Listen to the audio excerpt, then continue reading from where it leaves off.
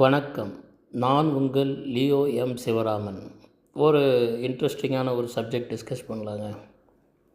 காதல் திருமணத்தை பற்றி ஷார்ட்ஸ் போட்டிருந்தேன், நிறைய பேர் பார்த்துருந்தீங்க. அதோட டீட்டெயில்ஸ் இப்போ டிஸ்கஸ் பண்ணலாம். காதல் திருமணம் நடக்கிறது எப்போ நடக்கும், யார் யாருக்கு நடக்கும், இது தாங்க நம்ம கான்டென்ட்டு. இதை வச்சு தாங்க நம்ம டிஸ்கஸ் பண்ண போகிறோம். முதல்ல லவ் பண்ணாத உயிரினமே கிடையாது. எல்லாருக்கும் ஏதோ ஒரு காலகட்டத்தில் லவ்ன்றது வந்துட்டு போகிறது சகஜம்.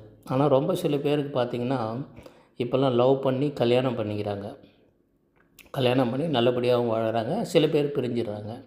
சில பேர் அப்பா அம்மா சம்மதத்தோடவே கல்யாணம் பண்ணிக்கிறாங்க. லவ்வை அப்பா அம்மா அக்செப்ட் பண்ணிக்கிறாங்க.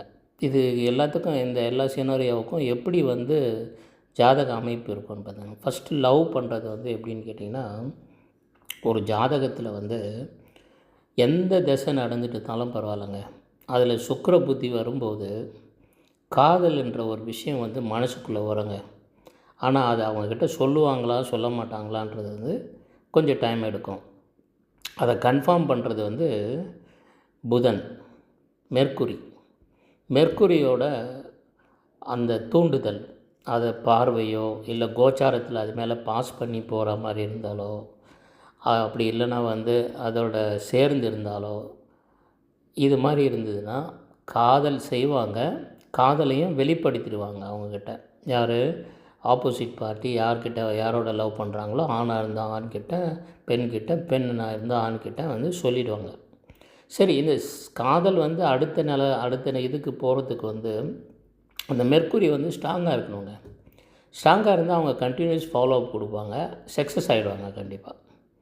சரி, இது ஒரு சினாரியோ.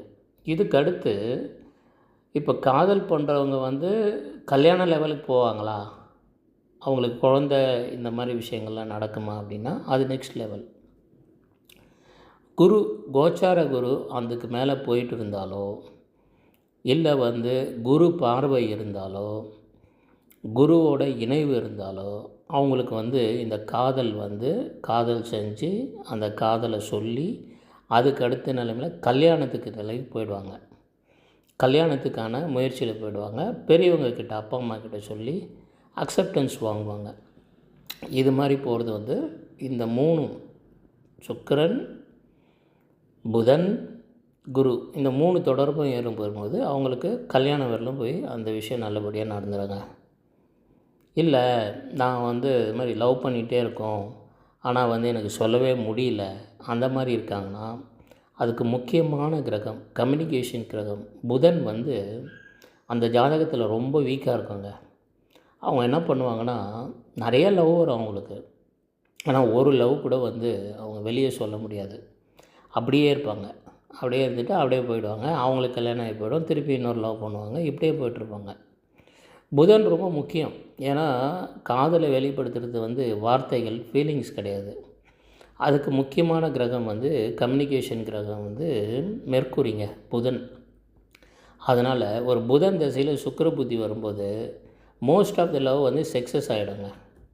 இதுதாங்க விஷயம்.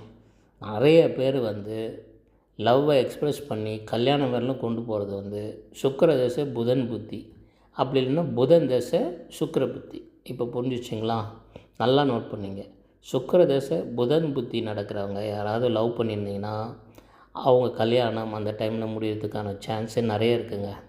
இல்லை புதன் தசை நடந்துட்டு சுக்கிர புத்தி ஓடிட்டு இருந்தாலும் அவங்க கல்யாணம் முடியறதுக்கான சான்ஸ் நிறைய இருக்குங்க. சரி, இதுக்கு அக்செப்டன்ஸ் கொடுக்கறது கோச்சார குருவோட பார்வையோ, இல்லை உங்கள் ஜாதகத்திலேயே குருவை அதோட குருவோட பார்வை 5, 7, 9 பார்த்துட்டு இருந்தாரோ அந்த சுக்கிரன் இது நடந்துருங்க. இது தாங்க ஒரு காதல் திருமணம் நடத்துக்கான மெயினான பிளானட்ரி பொசிஷன்.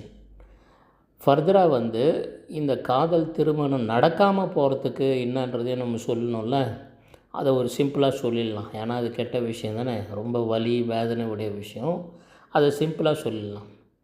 இப்போ ஒருத்தவங்க லவ் பண்ணுறாங்க, சுக்கிரன் நல்லா இருக்குது 2 பேருக்கும். அந்த மாதிரி இருக்கும்போது அவங்களுக்கு அந்த சுக்கிர தசை நடக்கும்போதோ, அந்த சுக்கிர அந்தர புத்தி நடக்கும்போதோ ஒரு காதல் வயப்படுறாங்க. ஆனால் அந்த காதலை ஃபர்தராக கொண்டு போகிற அளவுக்கு 2ஆம் இடம் வீக்காக இருந்ததுன்னு வச்சுக்கங்க, லக்னத்துக்கு 2ஆம் இடமோ ராசிக்கு 2ஆம் இடமோ வீக்காக இருந்ததுன்னா அவங்களால பேச முடியாது, ரொம்ப தயங்குவாங்க, ரொம்ப ஷையாக இருப்பாங்க. இவங்களுக்கு வந்து காதல் நிறைவேறாதுங்க. 2ஆம் இடம் வந்து கொஞ்சம் ஸ்ட்ராங்காக இருக்கிறவங்க தான் வந்து காதலை வெளிப்படுத்த முடியும். அப்போ தான் வந்து காதல் வந்து சக்ஸஸ் ஆகும். இது ரொம்ப பேசிக்குங்க. ஏன் காதல் தோல்வி ஏற்படுதுன்றதுக்கு ஜாதகத்தை எடுத்து வச்சு, ஜாதகத்துக்கு 2ஆம் இடமான வாக்குஸ்தானம்னு எடுத்துங்க. இதுக்கு தனம், குடும்பம், வாக்குஸ்தானம், இந்த ஸ்தானத்தில் இருக்க கிரகம் வந்து வீக்காக இருந்தாலோ, இல்லை அந்த ஸ்தானத்துக்குரிய கிரகம் வந்து எங்கே உட்கார்ந்தாலும் ரொம்ப வீக்காக இருந்தாலோ, 2வது இடத்துல உட்காந்துருக்க கிரகம் வீக்காக இருந்தாலோ, இவங்களுக்கு வந்து காதலை வெளிப்படுத்தவே முடியாதுங்க. அதனால் காதல் தோல்வி இவங்களுக்கு ஏற்படும். இவங்க வந்து ஒழுங்காக அப்பா அம்மா பார்த்து வைக்கிற பொண்ணோட கல்யாணம் பண்ணிக்கிட்டு நிம்மதியாக இருக்கலாம். அப்படியே கல்யாணம் ஆனால் கூட அவங்க அளந்து அளந்து தான் வீட்டில் பேசுவாங்களே தவிர ரொம்ப பேச மாட்டாங்க. அதுவும் நல்லது தானேங்க. சண்டை சச்சரவு எதுவுமே வராது, நல்லபடியாக இருப்பாங்க. சரிங்களா? இவ்வளோ தாங்க விஷயம். இப்போ 2 விஷயம் சொல்லிட்டோம் நம்ம. காதல் சக்ஸஸ் ஆகிறது எப்படி, காதல் ஃபெயிலியர் யாருக்கு ஆகும்ன்றது 2த்தையும் நம்ம சொல்லிட்டோம்.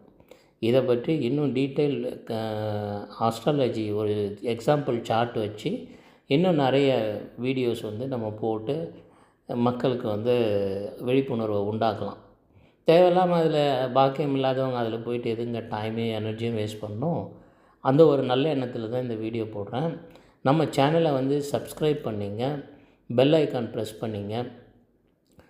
இது மாதிரி நிறைய வீடியோ வரும், நீங்கள் பார்த்து பயனடைங்க. உங்கள் ஆதரவுக்கு ரொம்ப நன்றிங்க. தேங்க்யூ.